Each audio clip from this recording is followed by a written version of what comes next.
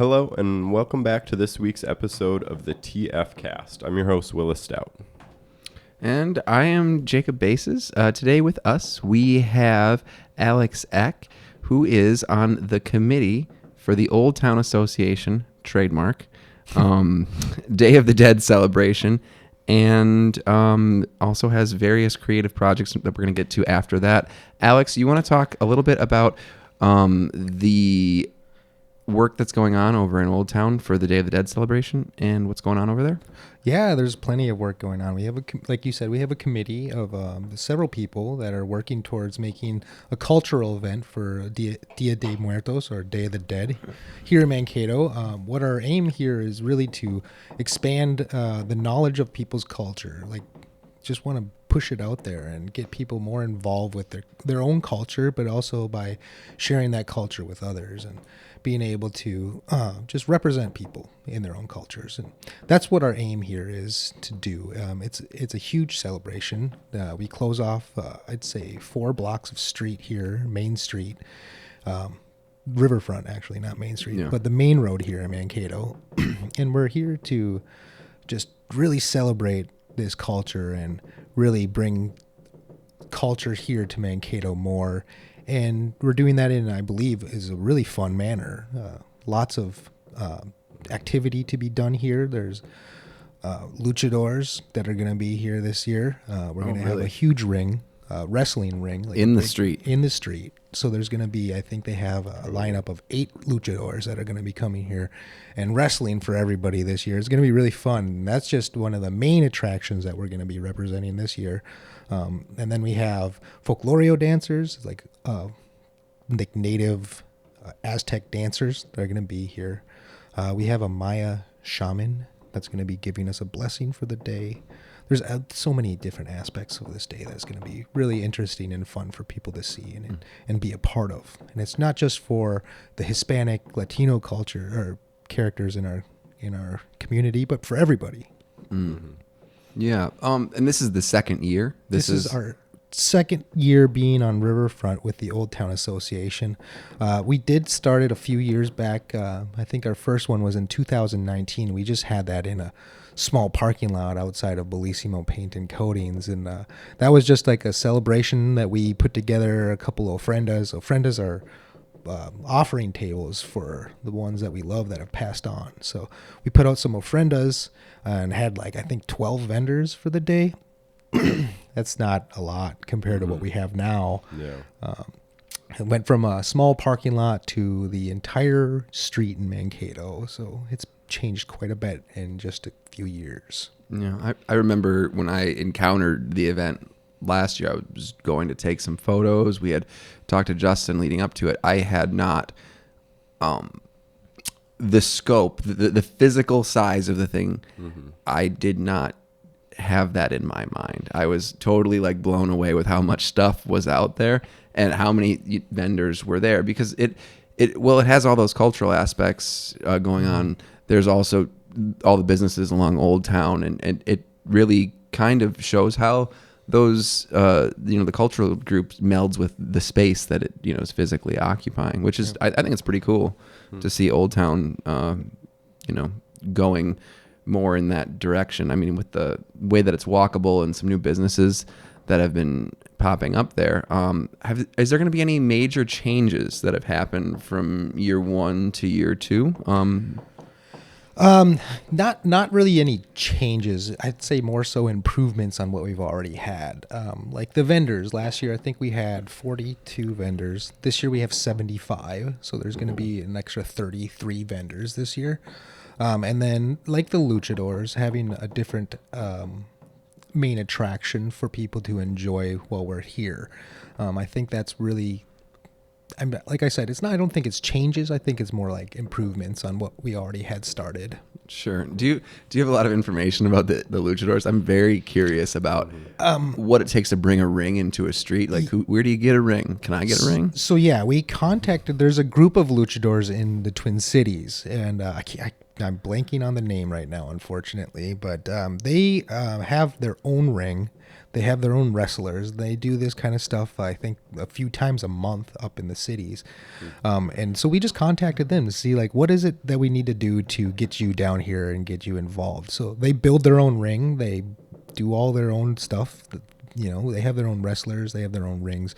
They have their own speakers and everything. Like, they have everything good to go to bring their own wrestlers here. So I think was the easiest part to get them to come do that, because they were just so excited to be a part of, I think, this cultural event and to spread their own name out in what I think is the community they need to do it for. Because last year we had so many Hispanic and Latino people come to this event that it actually broadens their visibility as their own entity. That's awesome. And it kind of leads into my next question, which was about the impacts from last year. You know, being this is the second year that you've done it at this scale, what kind of impacts did you notice after wrapping up the event last year? And, you know, what does that mean for the future of this type of celebration?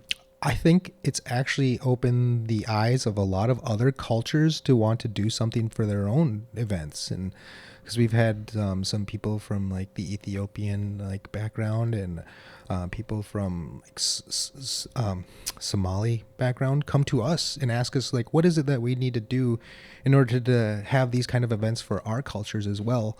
So having that, knowing that there's other people that want to do this and make their own cultural events happen and come to us, because we have done this kind of thing for ourselves.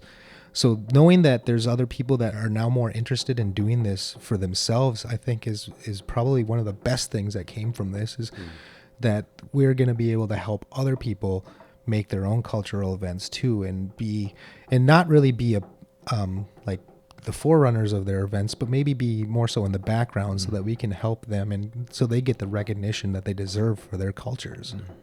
It's interesting because just about a couple weeks ago, we were out in St. James at the Multicultural Fiesta that they throw. Yep. And we were talking about it, and I said, you know, in Mankato, for how large our Somali population is, I've never seen anything like that. So it's super interesting to hear you say that you've been reached out to and that they might be coming through to do some of the things, because I just don't know. I couldn't tell you 10 things about their culture. Yeah, I think that's one of the problems with our community, is that we just don't know as much as we should know about all these other cultures. And especially with the Somali culture, we have so many people in our community that are of Somali descent that they deserve to have their words spoken and to be seen. So I think that's something that we're going to be working together with a couple different groups in the coming years. Well, we hope to hear more, because I mean, in my case, it's literally my job to, you know, keep tabs on these things. So for when I'm saying like I don't know anything, like I'm telling you I'm embarrassed. No, it's totally understandable, because it's just not out there. It's not there for us to see. And I think that there's just a gap that needs to be filled with culture, because there are so many different cultures here in Mankato that we just don't understand. Yeah. And oftentimes I feel as if Mankato gets overlooked for its size. Yeah, I think it's a big area. You know, I always say if you take a highlighter and you draw a circle around it, there's probably nearly 100,000 people there. You know, you include the students and Skyline and North Mankato. Yep, I think so. Yeah, it's probably pretty close. Big place.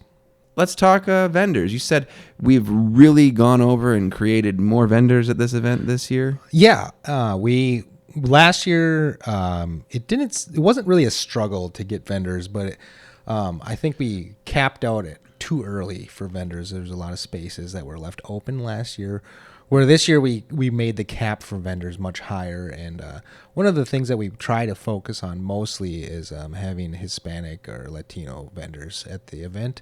And that can be kind of hard to find those people. I'm not going to lie. It seems like they're out there. They're just not really looking at us yet, maybe. I'm not sure what it is, but we did have some struggles finding some Hispanic and Latino vendors last year. This year's it was much easier, but the vendors there are so many more Like I said, there's a total of 33 more vendors this year than last year.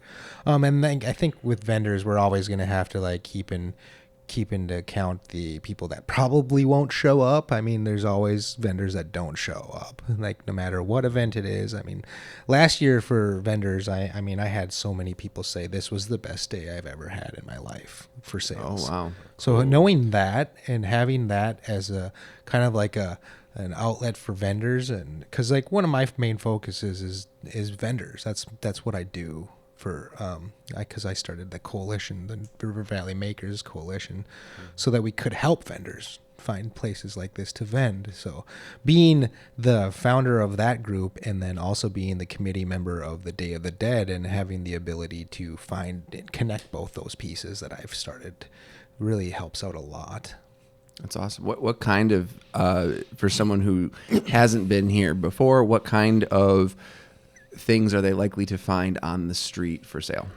So we have all handmade products. Like all the vendors make their own products. So that's one thing that there's going to be a multitude of different products that you can find, whether it comes to like sublimation cups and things like that. It's very common to be finding at a vendor spot.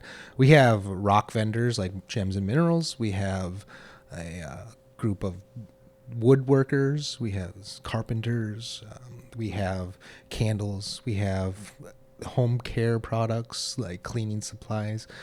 We have people that make beauty products too. So there's a bunch of different things that we're going to be able to find here at the vending portion of the Day of the Dead. Sure.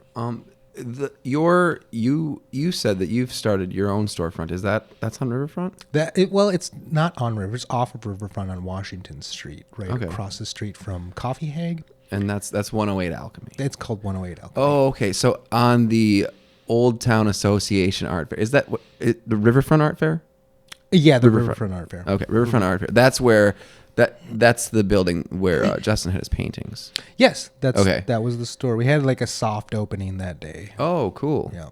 What can people expect to find in there, or what's going on at your location? Yeah, so our store is mainly focused on artists. So what we do is have artists that bring in their art and other things. Oh, because we still have makers in there as well. So home decor, candles, things like that. But our main focus is on art. So it's kind of like an art gallery in a way. So you come in there and you'll see art all over the walls and all over the shelves and things like that.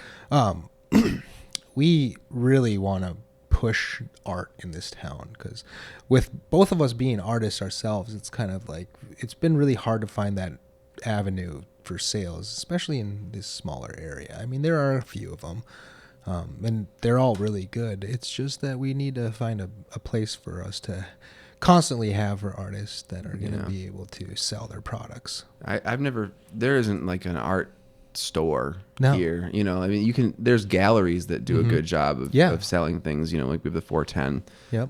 But you get what's in the gallery at the time. Exactly. So, and that's what we're trying to focus on is like having a place where you can always go find local artists that are all very talented artists too. Like we have so many different styles of art in our store, and I'm sure you'll find something you like in there for art, but also not just art, but handmade products as well. We also have fair trade products in there from Africa and Mexico. Cool. Can you give some examples? So we have these handmade baskets that are from Africa. Not quite sure what country in Africa, but they're from Africa. And then we have the Baja sweatshirts, like the drug rugs. Other words, yeah. So there's those, and then we also have they're called alabrejes. They're small little bobbleheads made from a tree nut that we have. Oh, cool. And a few other products from Mexico as well. Cool. What sort of happens at the shop there itself? You mentioned that there were some makers, but there's not a making space there, so it's mostly like the retail for it's pretty much just stuff? retail. We do have a smaller portion of the store that we're going to be turning into kind of like a classroom so people can teach their art, teach their making ability to other people. I'm also like really interested in teaching what I do too. Like I just think that being able to learn that, because I know people want to learn how to do art. There's so many people that want to do art, but art is so subjective. I don't know how many people I've heard say, "Oh, I do art, but it's not good." But yeah, it is. To somebody, it's good. Yeah. You know what I mean? It's another one of my mantras is just claim it. Like, just say you're an artist. Like, Yeah. what's the worst? Someone's gonna invalidate you, and you found a jackass. Like, Yeah, exactly. Yeah, who cares what that person thinks? Yeah. For every jackass, there's 10 people that think you're a really good artist. yeah, I like whenever I'm out doing a mural or something like that, something that people always say is like, "Oh, I can't even draw a stick figure." It's like, yeah, okay, you could probably do something with art. There's always some avenue of art that you can do. I mean, like, so many different artists. Like impressionism, is that like? Some people might say that's not art, but it is. It is. Yeah. It's beautiful to somebody. totally. How would you describe your own artwork, your work as an artist? I consider my art as more of a cultural art. I really focus on the Mayan aspect of my culture and put that into my art. I don't really do anything new. I do kind of a new spin on my art, but it's mostly traditional Mayan art style, I would say, but with more vibrant colors and more of a new spin on it. What is that? Is the process painting or? Yeah, paint. Okay. I paint. Cool. Is that the way that it used to be? For example, you look at the now white statues that people always associate with Greek culture or whatever, but they were all brightly colored when they were created. Is it the same thing with, is it just weather that's taking away the colors? Because I always imagined that culture would have been vibrant, like colorful, not just vibrant, but colorful. Yeah. So like, the temples in Mexico, Chichen Itza, it's a representation of the Mayan god, the plumed serpent, or Kukulkan. And when they first made that, they made it, carved it out of stone, and then they used earthen colors to paint it all. It was all very colorful when it was there. And that was kind of like what I wanted to like make my art, was to show how colorful that art used to be. And that's really what I do with my art, is to kind of like bring that vibrancy back to it. Sure. Yeah, I guess I had imagined it being that way, and I've seen a lot of that stuff before, but I didn't know if it was or how it was. It was definitely colorful. Yeah, there's a lot of color. Yeah, that's interesting. So what role will the Alchemy shop play in the larger Day of the Dead celebration? Is it just sort of near enough by to? Yeah, we're just gonna be open. Cool. The store itself doesn't really have any involvement in the Day of the Dead celebration. Although both me and my brother, because my brother is the co-owner of our store, so my brother and I both own the store, but it's not really going to be an aspect of the Day of the Dead event itself. If people want to check that out before or after, what times of the week is the store open? Yeah, we're open Wednesday through Saturday from 10 a.m. to 5 p.m. Cool. And so you had mentioned, we were talking about vendors, that your organization, the River Valley Makers, had made it a little bit easier because of the people you'd known. What does the River Valley Makers do, and how did it help you with that? So the River Valley Makers was started in 2019, and funny enough, actually, the first event that we did was the Day of the Dead event in the parking lot. That was the first River Valley Makers event, was the Day of the Dead, and I was just, because I was a vendor myself. I started vending back in 2018, and I was just kind of like sick of the same thing over and over again. Like, being a vendor, you kind of go through a lot of junk with people, whether it be the actual host of the event or whether it be just the rain and things like that, and having to deal with all these different aspects of being a vendor. It just kind of got tedious, and it felt like I was carrying a boulder uphill sometimes as a vendor. And so I try to think of a way to make vending more mainstream for people to want to do it, and then also make it easier for them to want to do it by providing spaces that were less expensive than a lot of other places. Like, one of the people that's helped us quite a bit is the Mankato Food Hub, or the Magwai, the old Hubbard building downtown. Stephanie Braun, she's helped us out quite a bit with the River Valley Makers, because she helped us find a place to constantly host events, and that's during the summertime. We have it the last Saturday of every month. We would have vendors there, and we can range from, sometimes we have 10 vendors there, but then a lot of the time we have 30 plus vendors that are there. So there's a lot of people that come out. Cool. So what we do is we help provide a space for people to vend at for really cheap. And then we also help by, teaching classes, how to like run a social media account, how to do your taxes and things like that. And it's all free. It's something that we provide to these people for free so that they can feel comfortable running their own businesses. And because that's how it starts. You start off really small, you work from there, and eventually you can have a bigger business like myself. So that's how I started. I started vending. Now I own my own store. So. Sure, that's awesome. I feel like I've seen everyone who's in that old town area. They've moved in and then gotten a bigger store, or something else is coming in. It's wild to hear, because so much has been said about revitalizing that area. Yeah.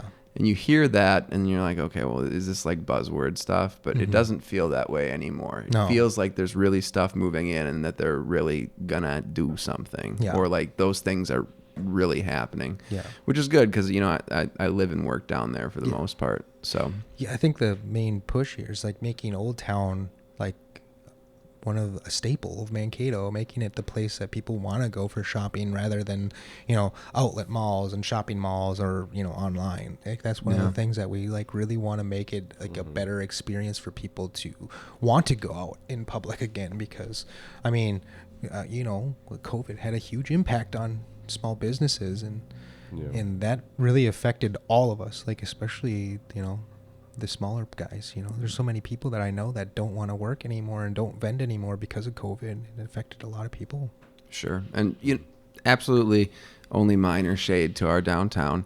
Yeah. But I don't go there to shop. I you're either going down there to party, and it's very college centric in the evenings, or there's hockey, but it's kind of, it doesn't feel like that entire, it doesn't feel like the kind of like district you'd want to walk. You go there, you do something, you leave, and the only people who I ever see really using the public spaces, which are no longer green, for walking is college students going in between the bars late night. And if I were to have my dream, I would see Old Town take those bumped out boulevards, develop them into green spaces, and maybe get one or two more places where you could eat down there too. Yeah. So you could spend a day walking up and down there, hit a couple spots. It would feel like one of the areas that I would be excited about visiting in another city. Like, I like the idea of being able to park my car and walk up and down, like do something. I don't want to be attached to my vehicle, and I definitely don't want to go up on Madison for anything, unless I have to. I don't feel like Mankato really has that downtown area that people want to walk around, and that's what we're hopefully developing here. And you're absolutely right. We need more green down there. That's one thing that me and a bunch of people, including my brother, and we've talked about this so much, about like how we need to bring more green down there. We want to do like small prairies and things like that. We want to bring back like just green. Green is happy. Yeah, people complain about those like the paint and the circles and stuff on the ground. I'm like, just imagine it's a flower, man. Like, we could get there, get a tree there, some nice places. It would just be like really great to see that, because I think that, and people getting used to the reduced traffic and the reduced speed, I think it'll get it going in the right direction for that. But that's what I and I don't see another spot for it to happen in Mankato, because if you look at the places where new developments are coming, it appears that they're most interested in sprawl. Everyone needs their big parking lot or whatever. And it isn't the tourist thing. No. So, we probably would need a parking lot down there. Like, let's be honest. We probably would need somewhere for people to park, but people don't park up the library, you know? Yeah. Like that's a big parking lot, and I don't ever see it full. Yeah. And you could start, I imagine that's where will people park for this event? They'll probably do a garage. I think I've behind- heard some stuff about a garage, maybe. Like behind Old Town, towards the Yeah. Vetterstone, probably. that would be my guess. That would be a good place for something like Yeah. that. Kind of keeps it, because there's a large parking lot behind all the businesses on the what is it, the west side. Well, I'm sure that fills up every time they do like a Pride or a It does. Like a Vetterstone absolutely. Yeah, show I'm too. sure that. I mean, if Zach were here, he would tell you how much it sucks He'd be to like, live. He "Screw the lives small lane. he lives just one street back. What is that? Second. He lives on Second Yeah. Street, and he's had issues turning on and having traffic get diverted to his street as well. Yeah. So there's some growing pains there for the people who live there. Definitely. He said it was initially parked up too, but like that's gone away. I believe that's what he said.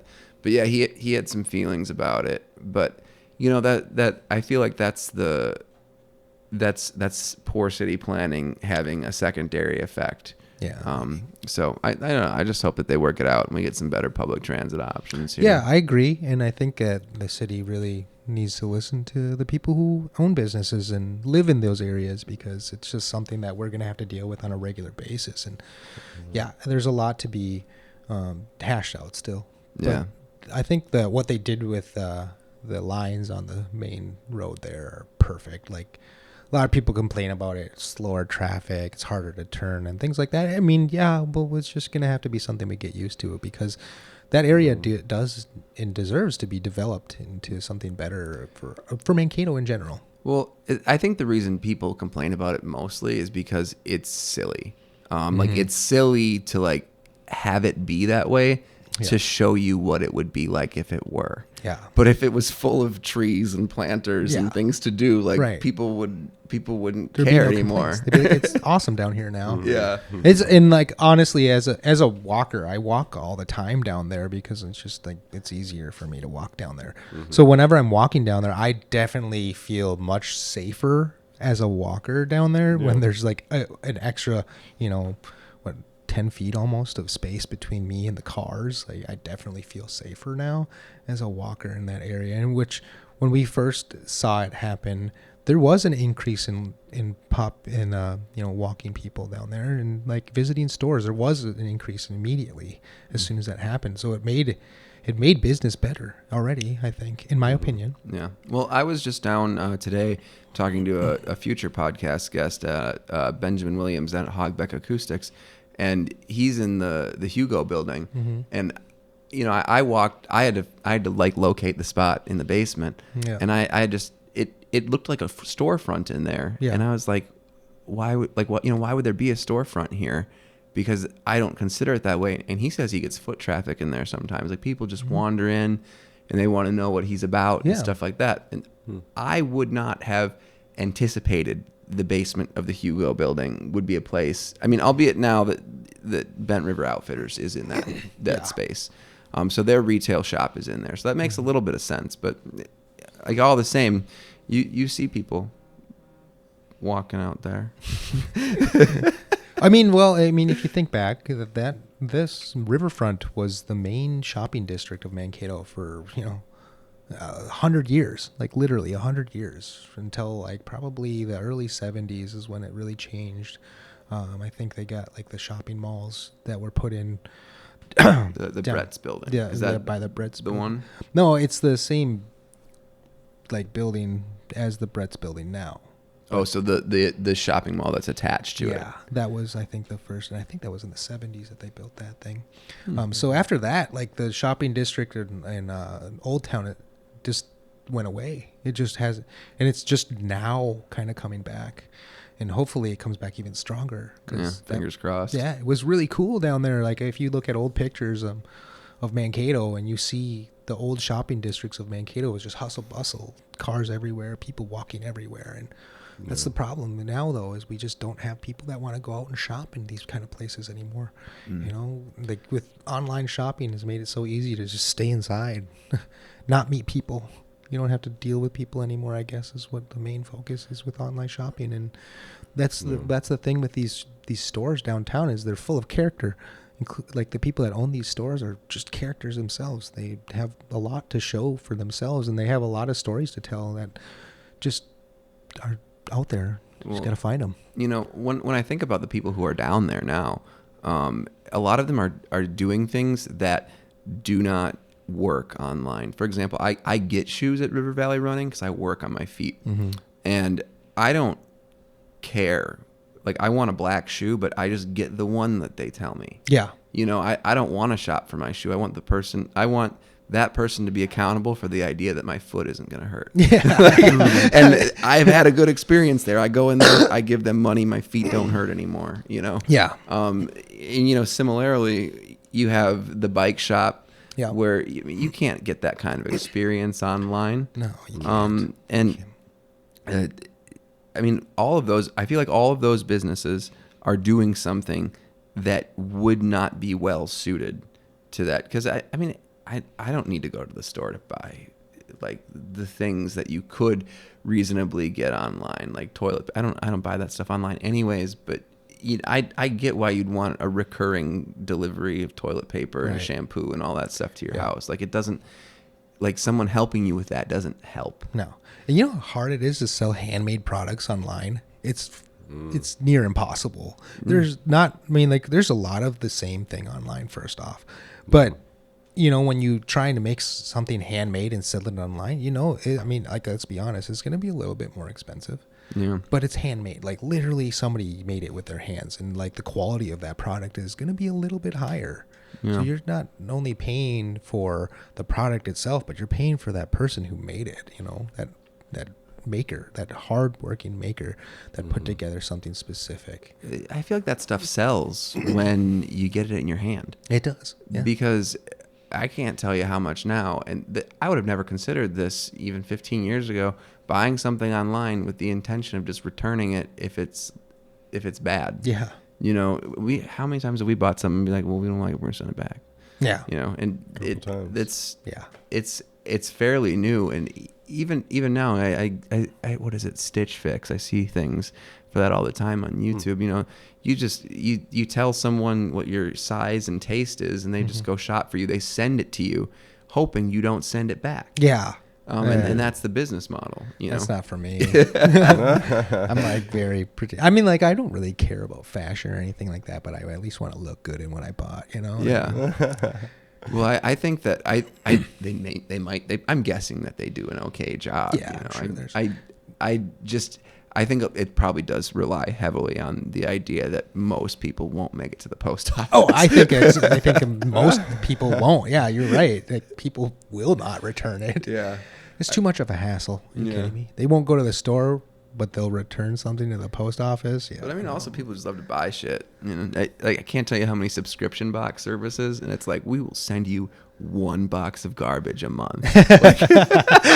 For real, yeah.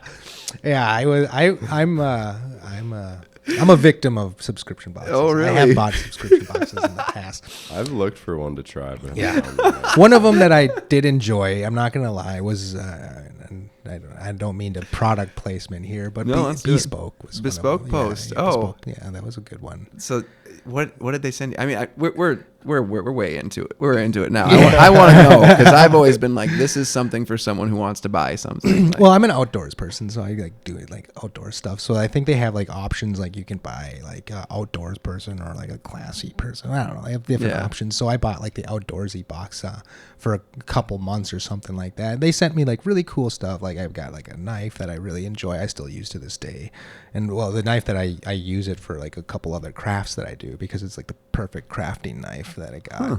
So that was one of them. I got like, you know, like there's always the main, like a lot of these things that you buy like from any kind of subscription box are very like alcohol driven, it seems like. So you can buy a subscription box, and no matter what it is, it comes with a bottle opener. Like anytime you get a subscription box, it'll have a bottle opener in it. So there's a bottle opener in there.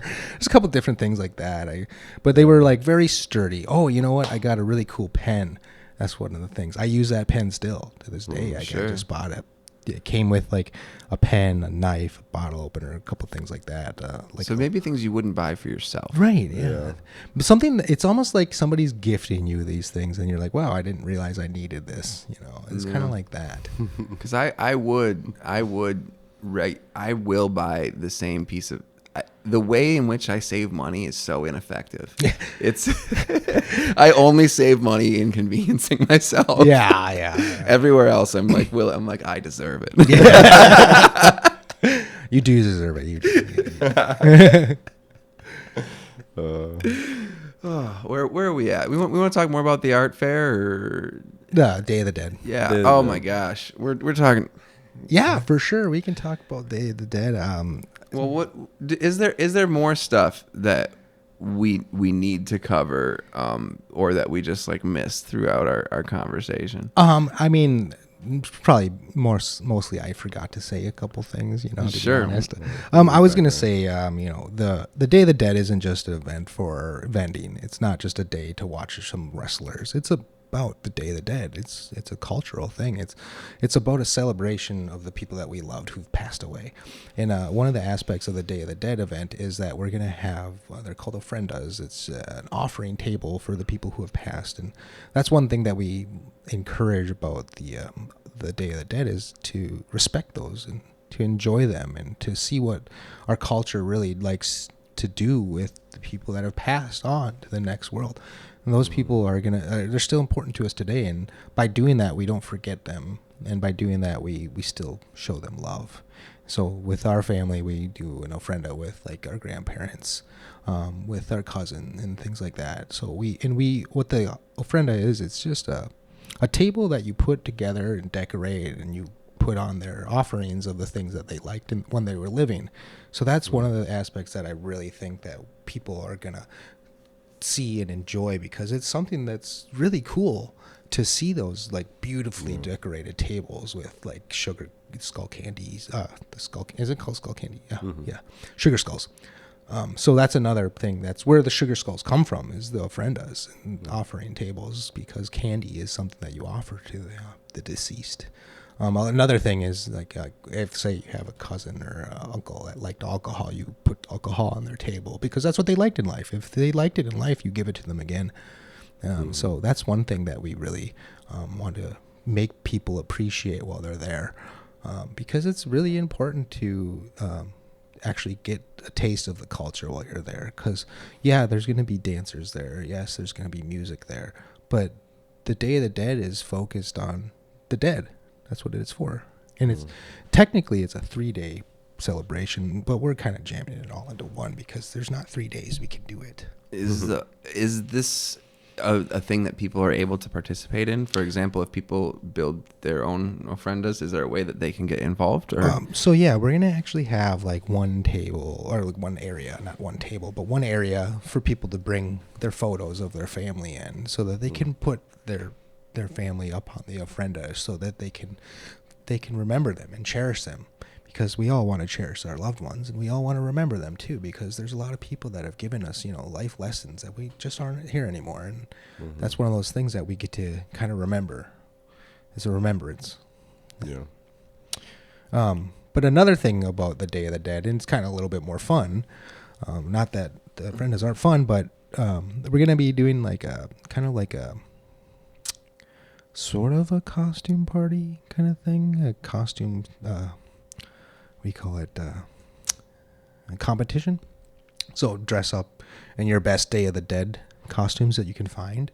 We're not talking about like Scooby-Doo and Shaggy stuff here. We're talking about Day of the Dead costumes. So we want to see people dressed up as the Day of the Dead characters. We want to see people with face painting of skulls and things like that, because that's what we're trying to celebrate here. Let's celebrate the right way. And that's one of those things, is like, it's a huge celebration in like Mexico and South America. It's a huge celebration that everybody gets involved in, like children and elderly alike. I mean, they're all involved in this. They all celebrate it with color and fashion and everything in between, because it's just really important to the culture. It is. It's an important day. Yeah, I saw a few last year, people who were dressed up with they were wearing like the gowns and completely covered in And makeup. that's what encouraged us to have this competition, because there were so many people that put in a lot of effort to look just amazing for the day, and so we want to be able to give them the recognition as, the hard workers. They put in a lot of effort for those costumes, and we want to be able to say thank you. Is that something that you sign up for, or? Yeah, it is something that you sign up. It will be the day of. You'll sign up for the event, so you come in with your costumes, I assume, and sign up for the competition, the costume competition there. Cool. Is there some method for people who might see this and still want to get involved somehow with either vending or a friend does?